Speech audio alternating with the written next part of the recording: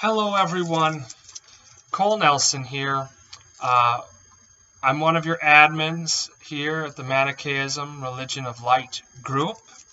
I was recently reinstated, this is my second time being an admin, for this group after the resignation of Al-Sadiq, who stepped aside as admin.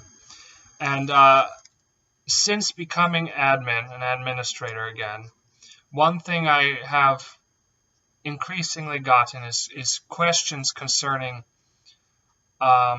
specific posts by some of our newest members. Now, we have grown as a group. We have over doubled our numbers since April because of a large influx of individuals who belong to the Ahmadi religion of light and love. Now,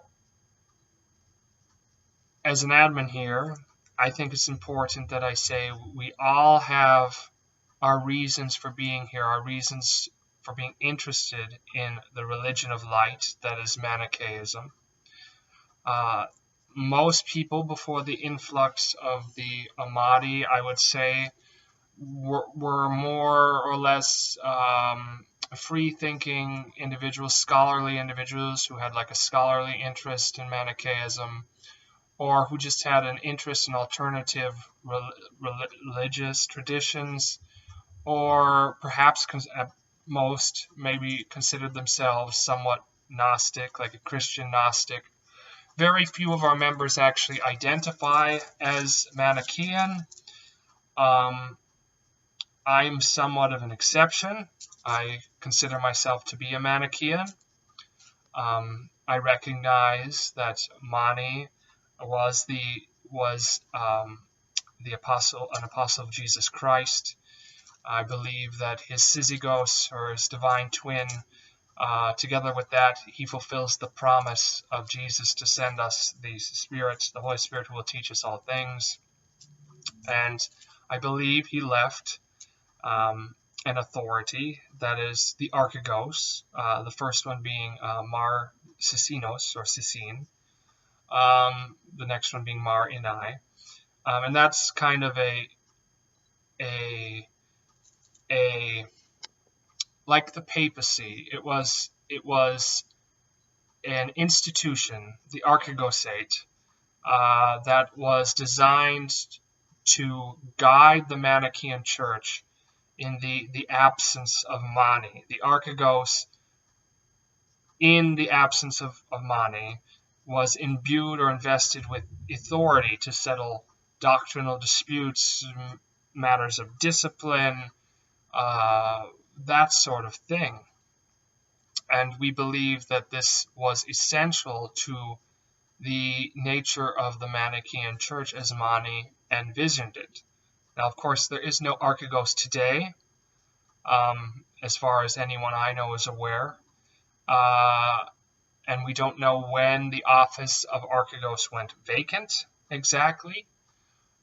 We know the names of several people who held the office through the 8th century. But after that, after the Archegos leaves Iraq and heads to Sogdiana, we really lose track of who the Archegos was and what became of the office.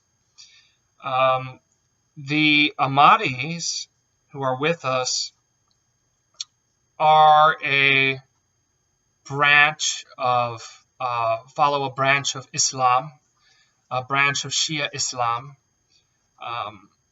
that likewise believes that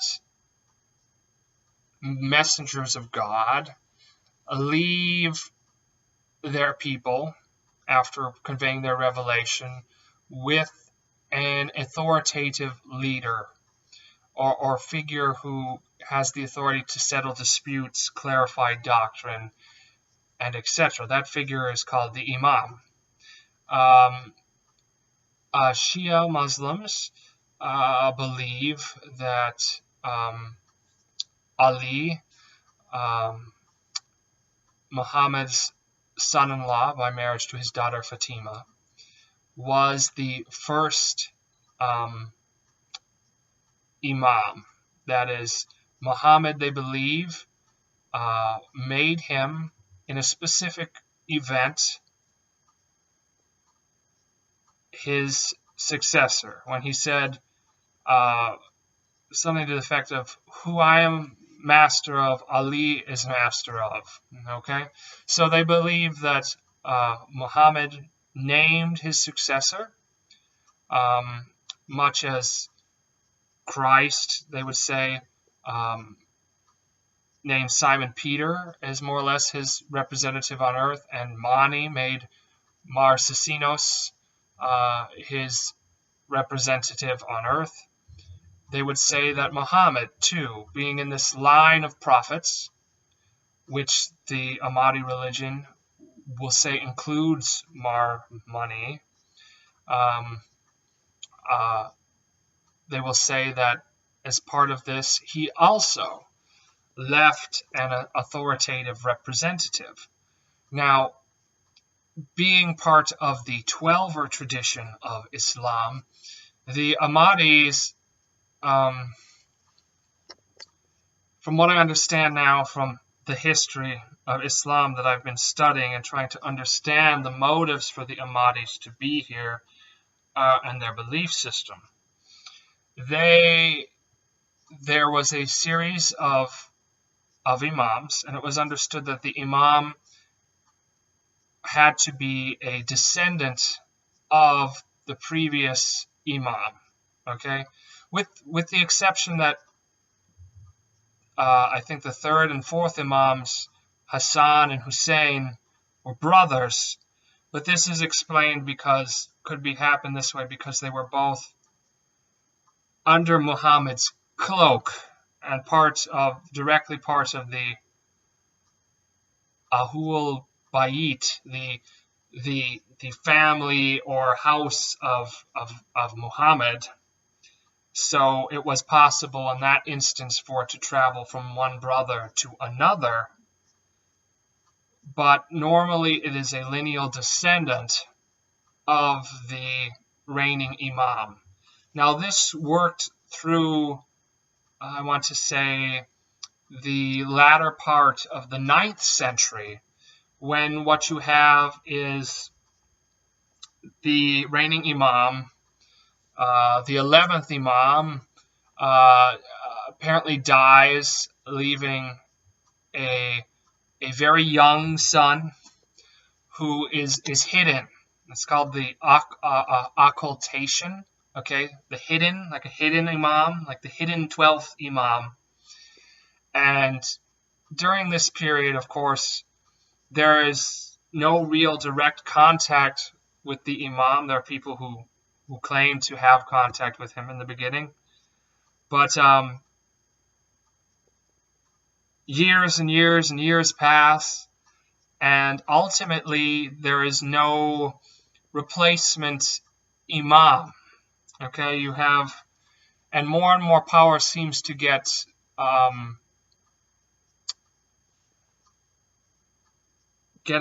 become invested in the theologians and jurists among the Twelver branch of Islam. Well,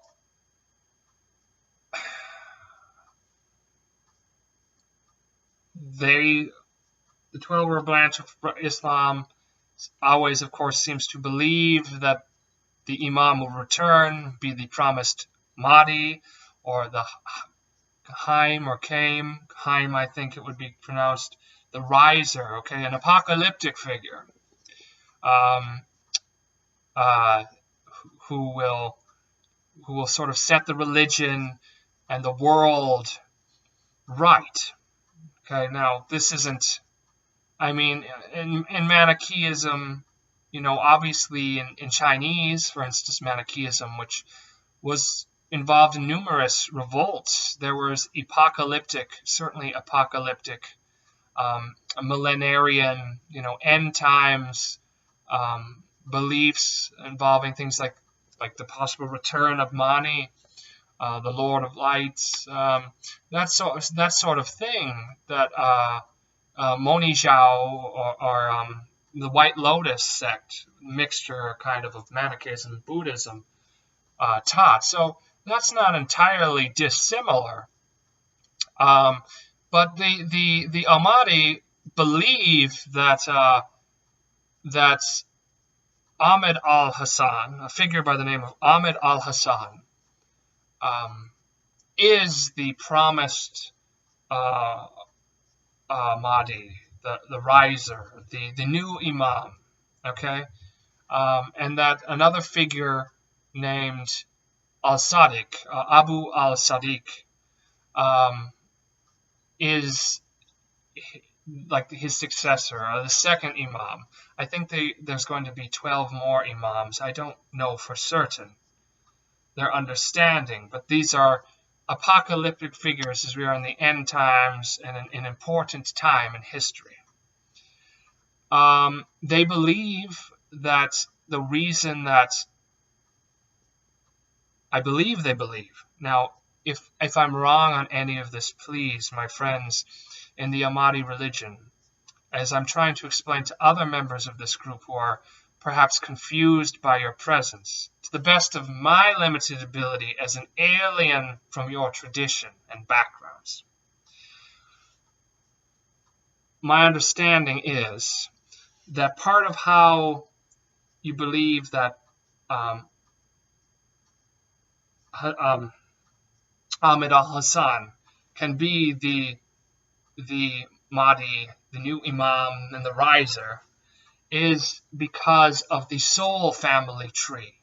Instead of this strict lineal descent of father to son, when it comes to the office of the imamate, of Imam, it is enough that there be a spiritual descent and succession, because Ahmed al-Hassan has the same soul as some of his predecessors. For instance, the same soul as Ali, right? And maybe as the same soul as Hussein. I do not know. But among all of these things, in the spiritual soul family tree, you've included Jesus and Mani. I believe I read on your website that you believe that Abu al-Sadiq, the second Imam, is a soul, shares the same soul, more or less, as a soul descendant of Mani, who is a soul descendant of Jesus. And according to your understanding. Now, as Manichaeans,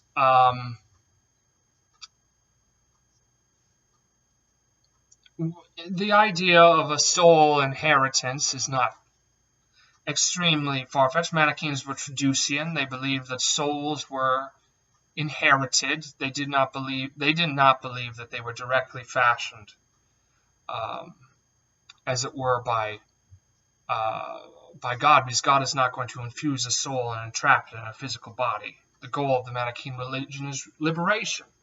Rather, souls were inherited from one's parents, more or less. They were infused into the body along with the crude matter that they accompanied in the conception act. Manichaeans being more or less materialists. But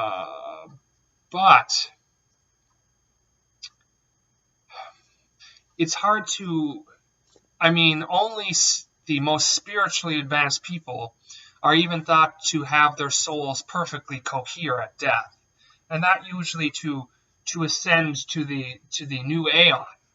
The elect, one of the main goals of living an elect life, of adhering to the commandments and the three seals, is that we collect ourselves, that we collect the light in us and become conformed to the new man. We become the new man, a being capable of taking our light that is in us, fashioning it into a concrete identity that it can at the time of death literally escape the bounds of matter, travel through the calm of glory, and into the light, to the ships of light, and to the new aeon.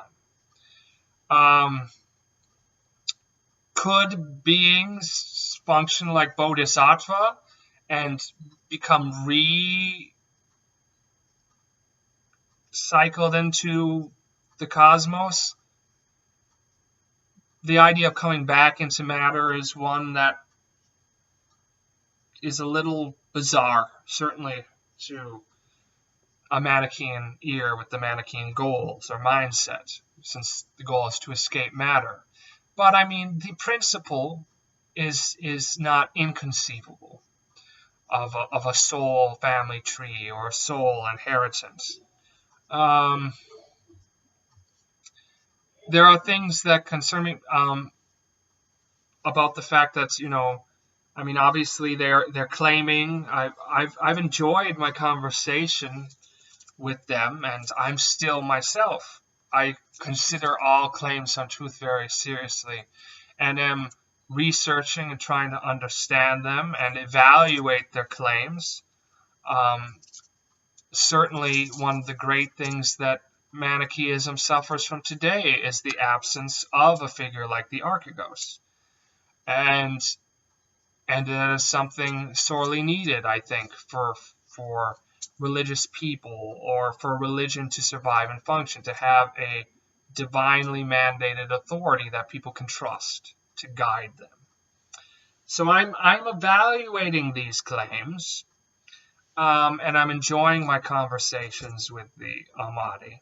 But I have concerns, especially as a person who's trying to be faithful to the Manichaean tradition, which, very interestingly, the Ahmadi will claim that they are one I was speaking to said that they believe themselves to be the true Manichaeans, which, of course, if they believe Muhammad was in a line of prophets that included Jesus and Mani, of course, they would have to believe that they're the true Manichaeans, the true Christians, the true Jews, in the sense that they do everything better than believe better or more correctly than the Jews or the Christians or the Manichaeans. Yes, they would have to believe they believe better than the people after the time of Muhammad, who continued to believe in the religion of light, because that there were still people after the time of Muhammad who continued to claim to be Manichaeans and adhere to the religion of light. In fact, in Iran, after the Islam overthrew the Sassanid Empire, the Umayyad Caliphate was very tolerant of different of non-Muslims in many instances, and the Manichaeans who were in exile or had fled, many of them returned to Iran during the early Muslim period, but that changed with the downfall of the Umayyad Caliphate and the emergence of the Abbasid Caliphate, which, interestingly, in its origins, may have been a Shia movement of some sorts, but didn't really live up to those hopes, from my understanding, in that it ended up more Sunni in the end. But I digress. As we're trying to understand this, as we're trying to understand what brings the Ahmadi here and how we should interact with them, and we have to be very careful of that if we value truth, right? Anyone who's seeking truth. I know most people here are only here for scholarly reasons, to understand what Manichaeism was or believes. But the Ahmadi here are presenting a challenge to anyone who is Manichaean, or even who is Christian, or who is Jewish, or any sort of faith that has a divine revealing figure. They're presenting a challenge that they are the fulfillment, more or less, of that religion. Just as Manichaeism claimed in many ways to be the fulfillment of the revelations of Jesus, Zoroaster, and Buddha, the Ahmadi will claim that their faith is the fulfillment and correct interpretation of Christianity, Judaism, Manichaeism, and the Islam that came before it. And we need to evaluate these claims if we are sincere religious people. So I have not, for instance, banned all of their posts. I have not excised them from the group on the grounds that they are proselytizing, as some have asked, as I've been asked about, because some people here are here just to learn scholarly or interested in history, and they don't want to encounter people pushing an actual religious movement. And I'm here now as an admin, and I'm overtly myself, hopeful that people come to Manichaeism. So I myself am a sort of proselytizer. But so I want to get to my concerns. What is it why are we not members ourselves of the Ahmadi religion of light and love? And this is something, it could change, but right now, I have some very serious concerns as a Manichaean, what I believe, that seems to differ, or I don't understand how it doesn't differ, we'll say. One big difference, is obviously the Apostle Paul. You may have seen videos shared by the Ahmadi that as is typical of Muslims, has argued that the Apostle Paul was a corrupter of early Christianity, that he is more or less the font and root of all the apostasy, more or less, or adulteration of Christ's teachings. They might say something as 12 or similar of Abu Bakr, the first caliph, as Sunni believe, because they believe that he usurped more or less Ali's rightful place and was leading the Ummah in a sense astray by doing that. But when it comes to the Apostle Paul, well, we have no explicit writings of Mani to the effect that Paul was apostle that I can find. We do know that Mani utilized his epistles. We do know that he styled his own after those of St. Paul in their greetings and their form. We know he drew heavily on the Pauline concepts of the old and new man. And that's very important, I think, the concept of the new man, because that is really the goal in many ways of our faith, is to because we're mixtures of light and darkness, is to refine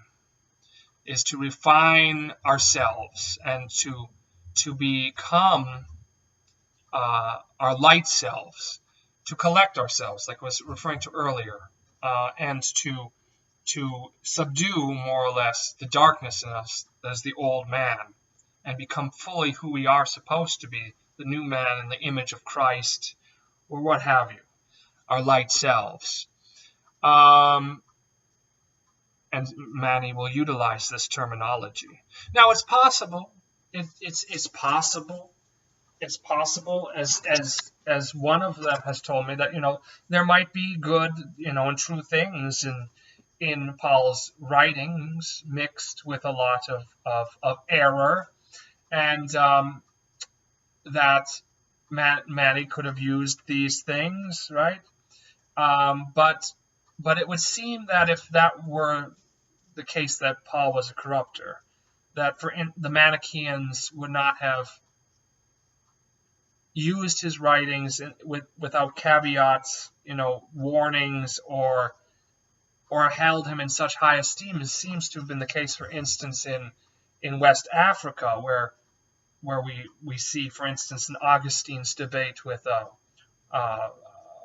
Fortunatus, Fortunatus just marshals Pauline text after Pauline text in defense of Manichaean doctrine. He's utilizing Paul over and over, and we know that the Manichaeans and many Gnostics in general had a reputation for relying heavily on Paul.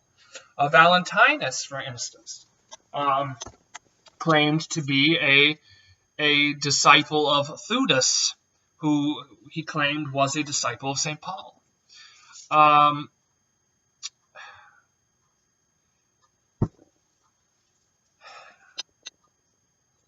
And what I think is important actually is Paul's conversion. You see, one thing the Ahmadi will point out is that Paul did not know, the Jesus of Nazareth, the person, during his earthly ministry. Paul's conversion to them is sketchy. He was a persecutor of the early Christian community, converted on the road of Damascus. But what is the substance of that conversion? It was this, Jesus, he was blinded on the road, going to persecute Christians, and Jesus, this divine theophany, more or less, this manifestation, right, of Jesus, said to him, "Saul, Saul, why do you persecute me?" As Manichaeans, we believe in the suffering Jesus, right? Jesus patabilis, right? That is in everything, in this realm of mixture. He is the light, right? Crucified everywhere in the material world, which we call the cross of light. So when Jesus says to Paul, "Why are you persecuting me?" identifying with his people, with the church, that is, in very many ways, captures a bit of our understanding of who the Jesus we really adore, worship, and honor is. That is that light, in everything, that is suffering. And so we would say that Paul encountered the truest, the highest, the greatest Jesus, Jesus the luminous, Jesus the splendor, the same Jesus who we believe taught human beings to eat of the tree of knowledge and to see their real condition as beings of light trapped in material bodies. Now, the Ahmadi religion certainly does not believe that Jesus was the serpent. They believe that was Iblis, and that Adam and Eve did sin by eating of the tree of the knowledge of good and evil, contrary to what we as Manichaeans believe. So, like I said, we believe that Paul's conversion, in many ways, that would seem to parallel strongly what we believe as Manichaeans, that Jesus identifies with beings in the material world, human beings, even animals, plants, and when pain is afflicted on them, you're hurting Jesus. Whatever you do to the least of these, you do also to me. Mar El-Kasaios, the prophet El-Kasai, Mani talks about an episode where he took the dirt of the ground in his hands and spreading it on himself said, "This is the body of my Lord," right? It's the body and blood of my Lord. This understanding of sort of a pantheistic Jesus, identified with the light in material things, is part of our religion. And I don't really understand how it could fit, for instance, with Tawheed. All Muslims believe, and the religion of the Ahmadi religion seems to be no exception from their webpage, believe very strongly in the principle of Tawheed. That is the absolute oneness of God, the absolute unity of God, which is why, for instance, they reject things like the Christian concept of the Trinity. But what would they say to me if I said that human beings, the light in human beings, is consubstantial with Allah? They'd probably kill me. I don't know. Some Muslims would. I doubt the Ahmadi would. They seem to be a very loving, peaceable branch, not like maybe some of the, and forgive me for even saying that, that was probably, but I'm just saying it would seem to be blasphemy, right? It would seem to be blasphemous I would think, to most believers in Tawhid to say that the light in me, I think some Sufis may say this, is consubstantial with the light, that is God. And God is everywhere here, diffused within the material world. Yes, God is one, in the sense that there is one Father of us all, from whom we all are a part of and from whom we emanate. That is the Father of greatness, the principle of light. God is one in that sense, and we only worship one God, even though we believe in the sense in two, because we believe in an eternal principle of evil. But we only worship one God.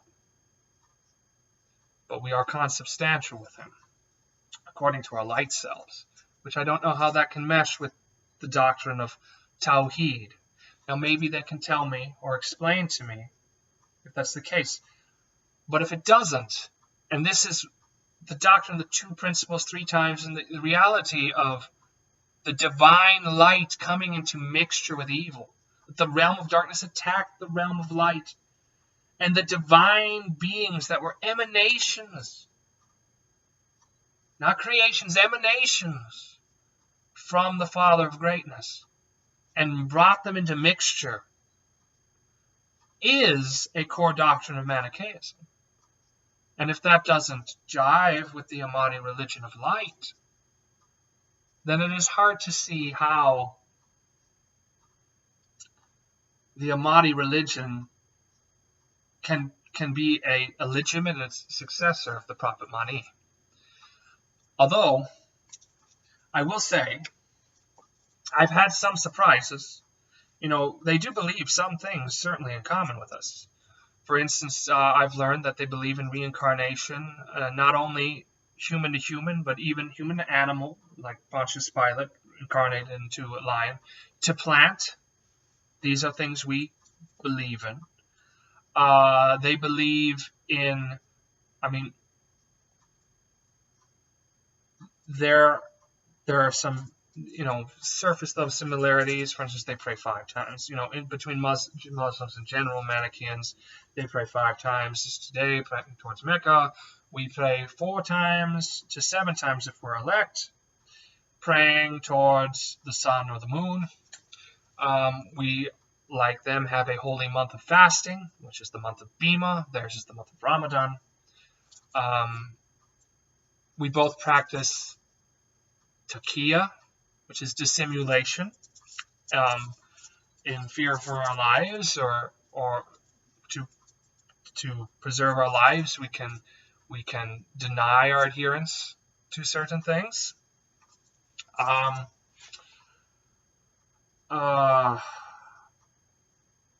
They have a sort of a serpent seed doctrine with Cain, and we recognize Shatil as the godly line, and we do recognize the mixture of demonic lines and demons within the human family tree. We relied heavily on the Enochian literature, for instance, which is replete with all sorts of things like that. Mahdi used it in composing his Book of Giants.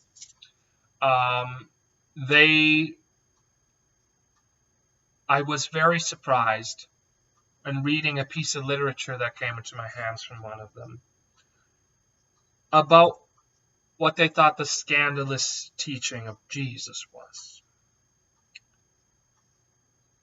Now, I'm not going to share with you what that is. Only I will say, because I think, if accurate, it would only be for the very spiritually mature. I I have heard in secondary literature Manichaeans being slandered with the accusation that they practice this. And it would make sense from some of our theological principles. Like I talked about earlier, the inheritance of the soul, that light is in material things. And our dietary practice is all about reinforcing the light in us, and not so that we can keep the darkness at bay. That's why, for instance, the vegetarian diet that the elect, the vegan diet the elect are supposed to eat, is all about. So I was very surprised that Ahmed Al-Hassan would be aware of this possibility. I was very surprised. And that is something that keeps me considering some possibilities, because it takes a lot of boldness first to say that Jesus would be teaching this. And second,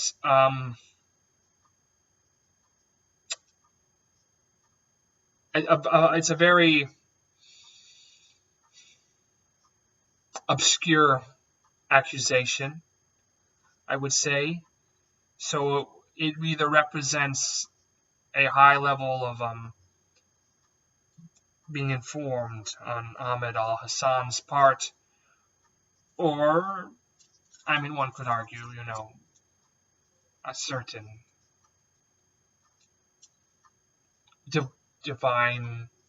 being divinely informed. I don't know.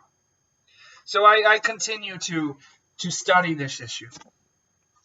But I want the people of the group to know who the Ahmadi are, that they are this Shia branch of Islam that believes in that the Mahdi, the riser that has come, that the imamate has been more or less reestablished, that there's always a representative of God to lead the faithful, that this isn't, this is not entirely dissimilar to our faith, but it is different, and we have to be discerning insofar as what they teach is in any way, shape, or form identical or close or approximate to what we teach. And I want to allow them to continue to be here. I want to encourage people to study their claims, because we all need to encourage truth. But I also want people to know that this is a place still for the study of historic Manichaeism, that this is a place where people who are just here for a scholarly interest can come without, being actively subjected to a high degree of proselytization. Some is to be expected. If a person believes truth and is trying to convey truth to you, that's going to happen. But I want everyone here to feel like they're not pressured, and I want everyone to feel welcome, and I want people to be ensured that this is a place for a discussion of the revelation proclaimed by the Prophet Mani. So if you have any questions, if you have any comments or critiques, especially to the Ahmadi members of this group, who I want to ensure are equally welcomed in this group, as we welcome everyone who has an interest in or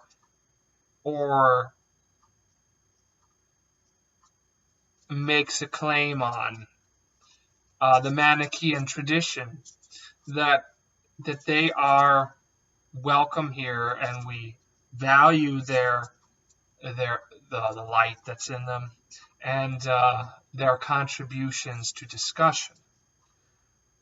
But I want everyone to know that they're free to approach me with any concerns and with any questions, and I would value if I spoke ill at all or incorrectly on anything, any corrections.